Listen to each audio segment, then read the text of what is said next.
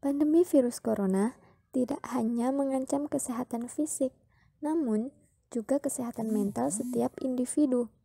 Tidak hanya rasa takut, efek psikologis yang ditimbulkan pun bisa berdampak serius. Apa saja gangguan kesehatan mental yang dapat muncul dan bagaimana cara mengatasinya? Yuk simak video berikut ini.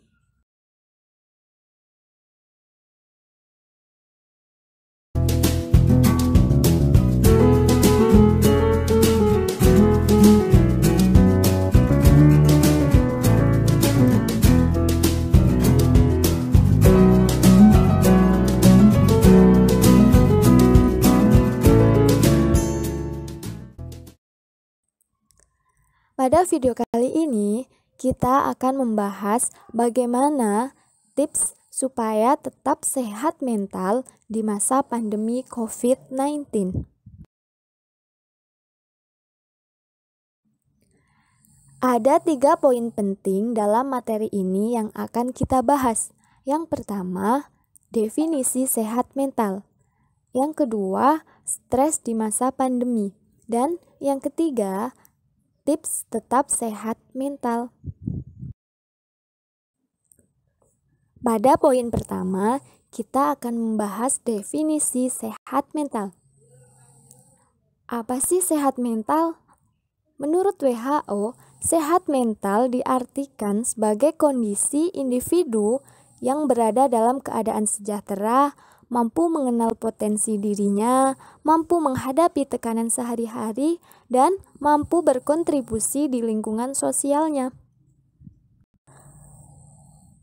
Sejahtera, menurut Kamus Besar Bahasa Indonesia, diartikan aman sentosa dan makmur, selamat, terlepas dari segala macam gangguan. Kemudian, individu dikatakan sehat mental apabila individu tersebut mampu mengenal potensi yang dimiliki oleh dirinya sendiri.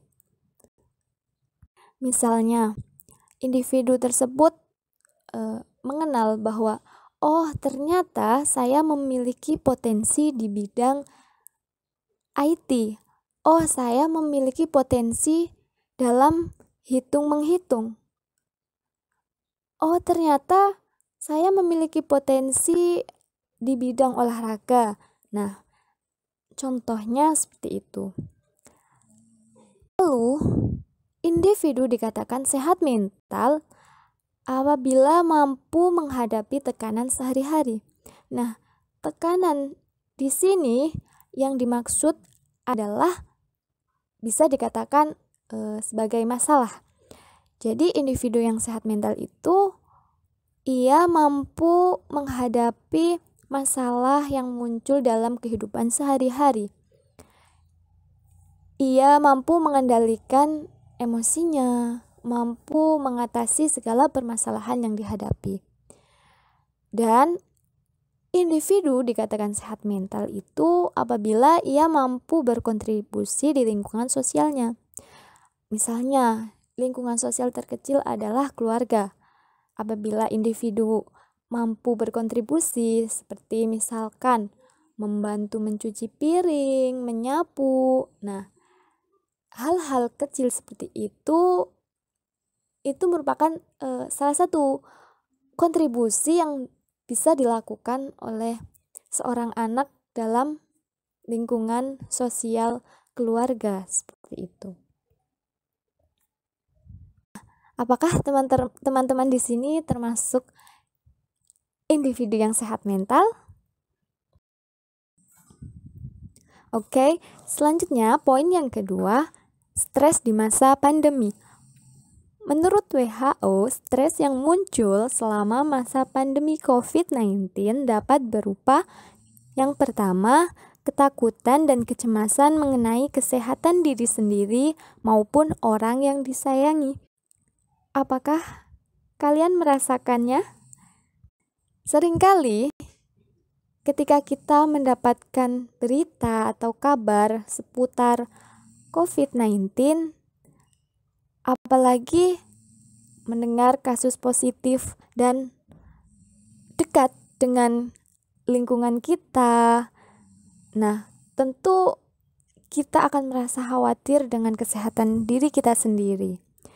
Selain itu, kita juga seringkali mencemaskan kesehatan orang yang kita sayangi. Nah, itu salah satu bentuk stres di masa pandemi COVID-19.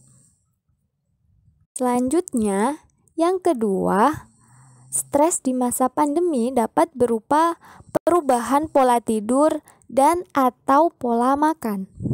Beberapa di antara kita mungkin sering merasakan hal ini ketika memikirkan sesuatu yang mengkhawatirkan, sesuatu yang menakutkan, seringkali membuat pola tidur menjadi tidak teratur. Demikian juga pola makan. Kemudian yang ketiga, sulit tidur dan kurang konsentrasi. Ketika kita mencemaskan sesuatu, merasakan ketakutan, seringkali kita merasakan kesulitan tidur atau mungkin yang disebut dengan insomnia, dan fokus pikiran kita berkurang atau kurang konsentrasi karena terlalu memikirkan hal-hal yang menakutkan atau membuat diri kita cemas. Lalu yang keempat, stres di masa pandemi juga dapat memperparah kondisi fisik seseorang yang memang memiliki penyakit kronis dan atau gangguan psikologis. Nah, bagi individu yang sebelumnya sudah memiliki penyakit bawaan, mungkin seperti jantung, sesak nafas, paru-paru. Nah, di masa pandemi ini mungkin penyakit-penyakit tersebut akan semakin parah atau semakin mudah, individu tersebut semakin mudah untuk kambuh dari penyakitnya. Dan yang kelima, yaitu menggunakan obat-obatan. Beberapa individu untuk melarikan kepanikannya, kecemasannya, kekhawatirannya, terkadang melalui obat-obatan. Nah, hal itu juga mungkin terjadi akibat stres di masa pandemi ini. Setelah kita mengetahui beberapa bentuk stres yang muncul selama masa pandemi COVID-19, selanjutnya kita akan membahas bagaimana tips supaya tetap sehat mental di masa pandemi COVID-19. Yang pertama, self-healing. Self-healing adalah sebuah proses untuk menyembuhkan diri dari luka batin. Sebagian besar pernah mengalami kelelahan emosional dalam berbagai bentuk, seperti sedih karena kepergian orang tua, cemas terhadap masa depan, gagal meraih sesuatu, marah pada kesalahan diri sendiri, mengalami peristiwa yang tidak diinginkan, seperti adanya pandemi COVID-19 ini. Lalu, apa yang harus dilakukan? Siapa yang seharusnya menyembuhkan luka itu? Beberapa bentuk self-healing, yaitu yang pertama ada mindfulness. Mindfulness adalah suatu kondisi di mana pikiran, perasaan, dan tubuh kita berada pada saat ini, tidak mengembara ke masa lalu maupun masa depan, serta non-judgmental. Jadi mindfulness di sini adalah bagaimana kita bisa memfokuskan diri kita pada kondisi kita saat ini, seperti itu. Selain itu, ada juga self-talk.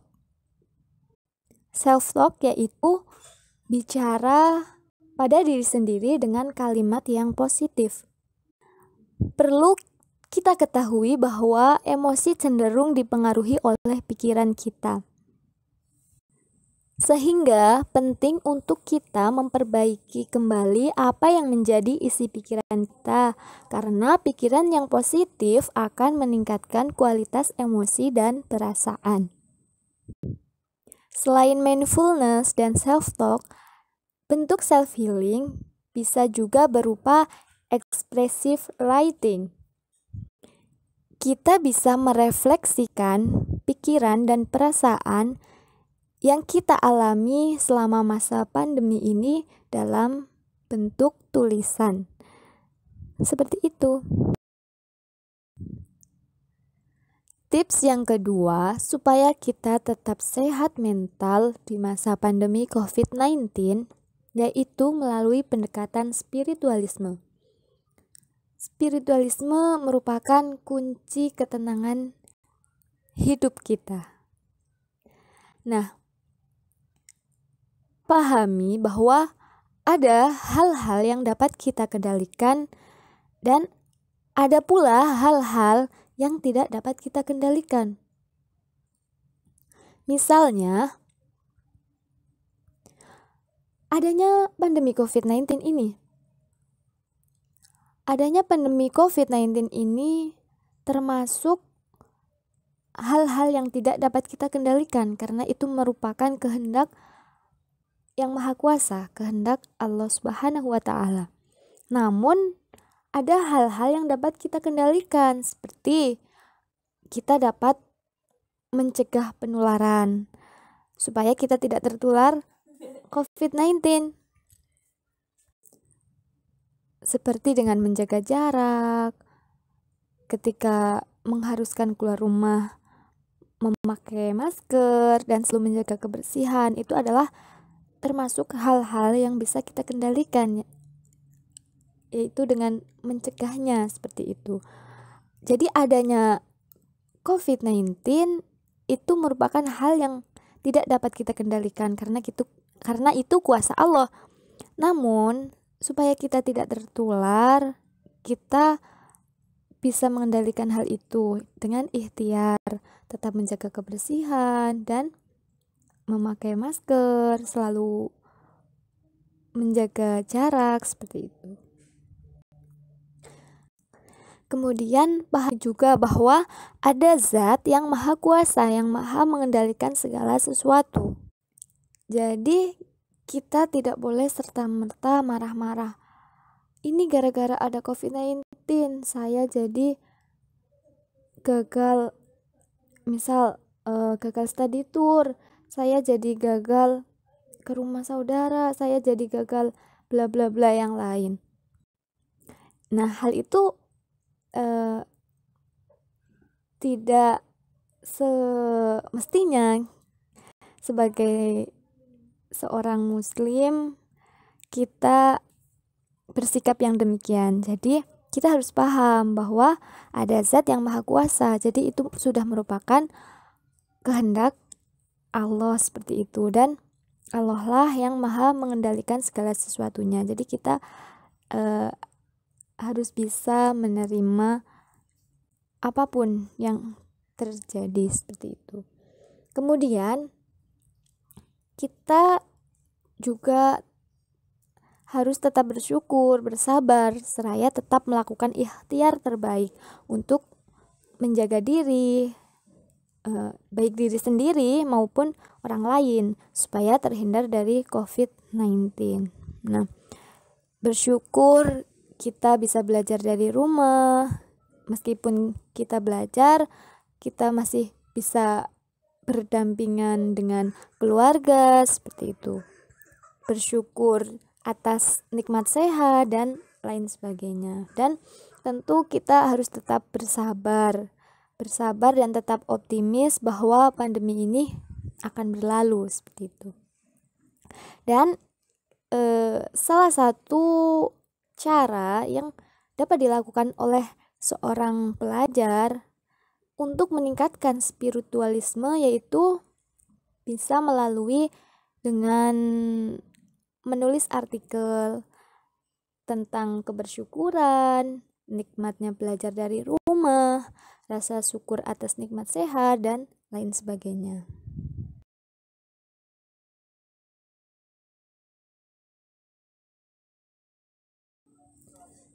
Tips berikutnya yaitu bijak dalam menerima informasi seputar COVID-19.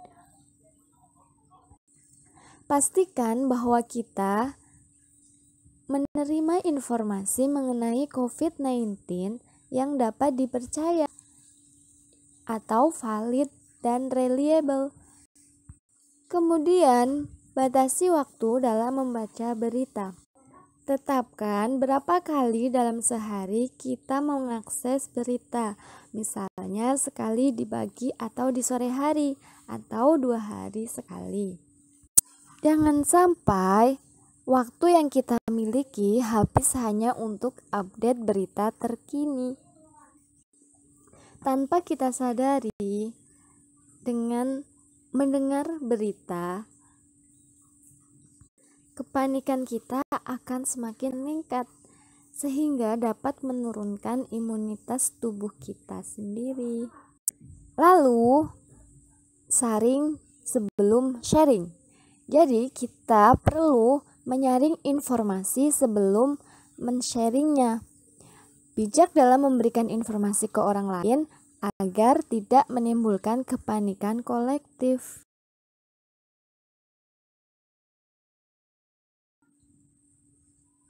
Oke, tips berikutnya supaya kita tetap sehat mental di masa pandemi COVID-19 yaitu menerapkan hidup bersih dan sehat. Bagaimana caranya? Yang pertama, cuci tangan. Selalu mencuci tangan sebelum menyentuh area wajah, mata, hidung, atau ketika akan makan. Serta selalu sedia hand sanitizer kemanapun Anda pergi. Selain cuci tangan, kita juga harus menggunakan masker. Jika memang kita harus keluar rumah, maka jangan lupa gunakan masker. Berikutnya, yang tidak kalah penting yaitu pastikan asupan gizi kita cukup. Penting bagi kita untuk makan makanan yang bergizi, istirahat yang cukup, serta olahraga yang teratur supaya imunitas tubuh kita tetap terjaga. Lalu, kita juga harus menerapkan physical distancing. Kita harus tetap menjaga jarak dan hindari kerumunan. Apakah teman-teman sekalian sudah menerapkan hidup bersih dan sehat? Oke, tips selanjutnya yaitu berpikir positif.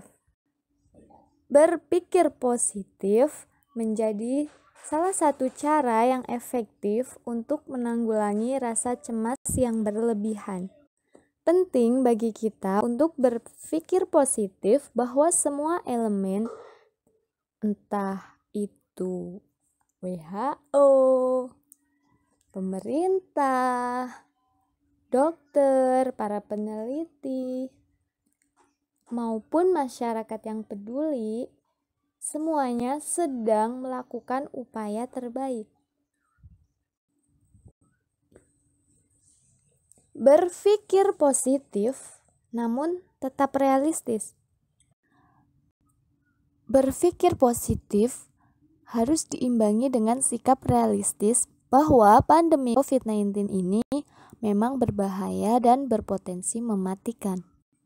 Imbangi pikiran positif dengan tetap bersikap realistis, yaitu menjalankan anjuran WHO untuk physical distancing, menggunakan masker jika memang terpaksa harus keluar untuk memenuhi kebutuhan pokok, dan tetap hidup bersih.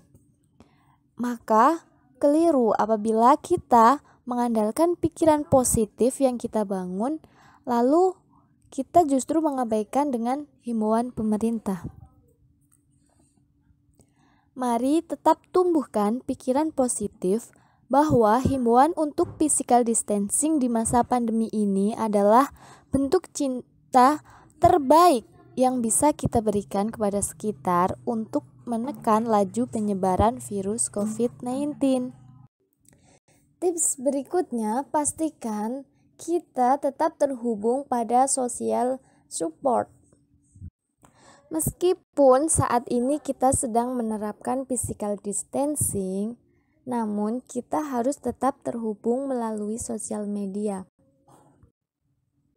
Kita tetap menghubungi keluarga bagi yang sedang dirantau, sekaligus saling mengingatkan satu sama lain untuk tetap mematuhi pada himbauan pemerintah. Apabila dukungan sosial belum mampu menanggulangi kecemasan akibat COVID-19, maka disarankan jangan ragu untuk meminta bantuan kepada profesional, entah konselor, psikolog, maupun psikiater. Kita juga harus peduli dan saling jaga. Bangunlah empati dan ulurkan bantuan apapun yang bisa meringankan tekanan masyarakat yang belum bisa memperoleh privilege atau keistimewaan bekerja di rumah. Misalnya, donasi melalui berbagai platform online dan komunitas sosial yang reliable. Kemudian altruisme. Altruisme merupakan tindakan sukarela menolong orang lain atas dasar empati tanpa mengharapkan timbal balik. Altruisme ini bermanfaat bagi kesehatan mental, yaitu mengurangi emosi negatif yang muncul karena tekanan situasi dan juga memunculkan perasaan berharga. Lalu, kelola rasa empati dan peduli dengan lingkungan sekitar untuk menyehatkan mental kita sekaligus membangun kesadaran kolektif untuk sama-sama menyelesaikan masalah selama pandemi COVID-19 ini. Tips terakhir yaitu stop stigma.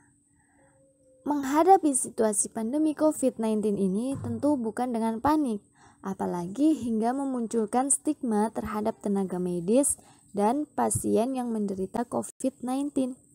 Kepanikan justru membuat pikiran kita tidak jernih, muncul perasaan cemas tidak terkendali, dan juga tindakan yang menjauhkan kita dari solusi. Munculnya stigma justru akan menyakiti seluruh manusia dengan menciptakan ketakutan berlebihan. Stigma juga dapat mempengaruhi kesehatan mental kelompok yang distigmatisasi, sekaligus masyarakat tempat kelompok tersebut tinggal. Jangan sampai kepanikan kita justru menimbulkan permasalahan kesehatan mental bagi orang lain. Nah, jadi penting bagi kita semua untuk menghentikan stigma, untuk sama-sama menjadi masyarakat yang tangguh dan sehat mental.